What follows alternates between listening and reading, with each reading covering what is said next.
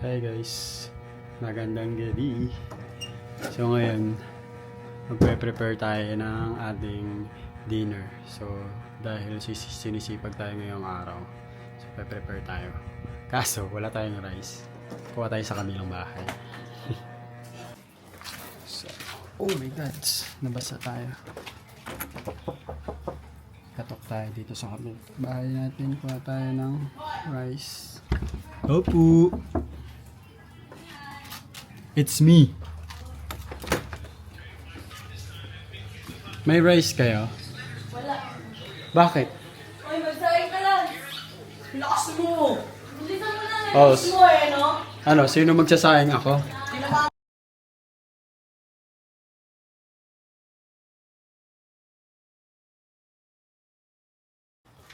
Mission accomplished. Nakakuha na tayo ng rice. Aray po.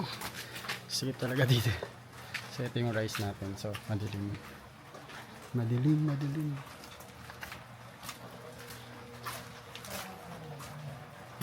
For today's video, sinisipag na naman tayo magluto. So ngayon magluluto tayo ng fried rice gamit ang langgonisa ni Madam Ella.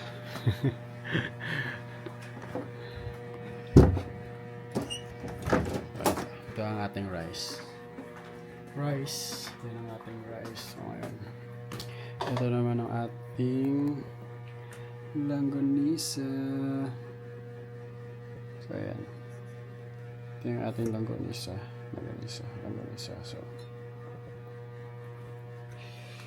So gagawin ko dyan is ipa-fried rice ko lang kasi nga yung rice natin is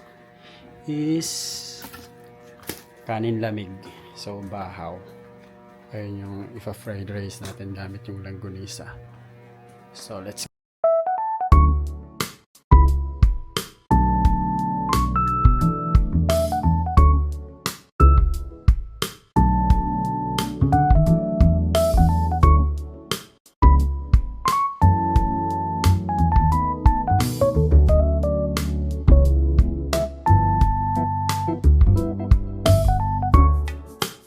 So ayun, nakasala na ang ating dinner.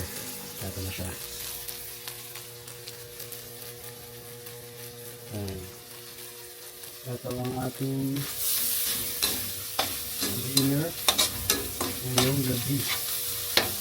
So kung tatanungin nyo saan galing itong aking langgonisa is galing ito sa Vera. So pinadala pa yung dito. So, gusto ng gantong langgonisa.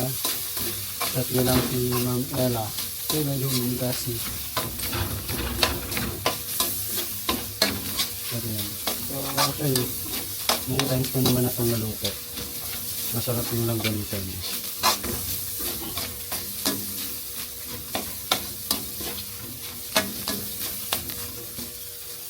Natry ko na rin yung langgonisa na to sa nung nagluto ako ng spaghetti.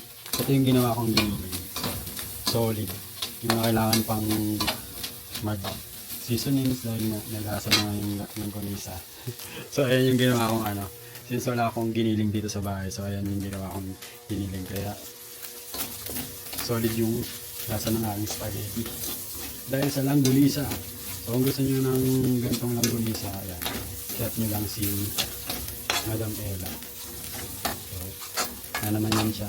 Gusto nyo ng utang, pwede man yan. Depende sa pag-uusap nyo. Utangan nyo lang. So ayun. Sarangan natin yung rice.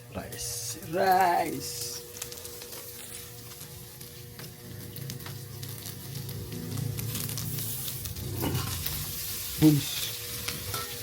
Grabe yung rice.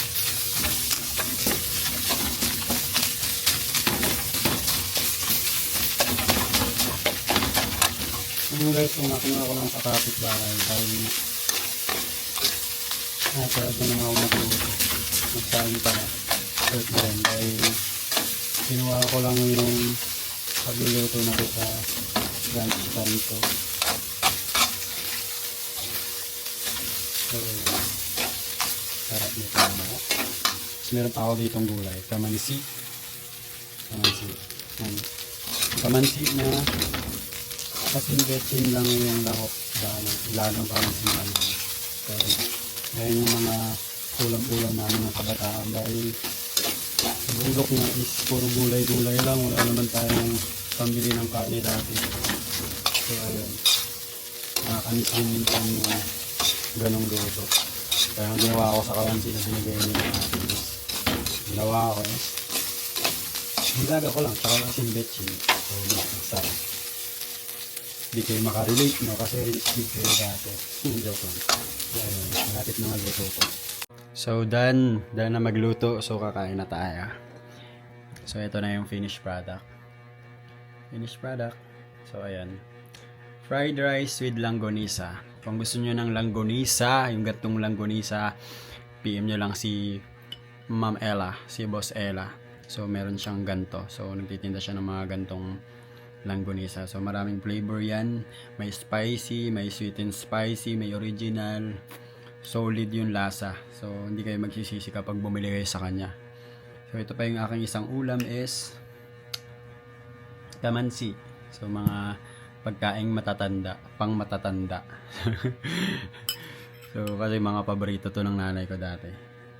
Mga nilaga lang, asin betchin, walang halo. Yan, mga ganyan. So, yun lang. So, thank you for today's video. So, sana panoorin nyo to. Sa YouTube ko to i-upload. Bye-bye!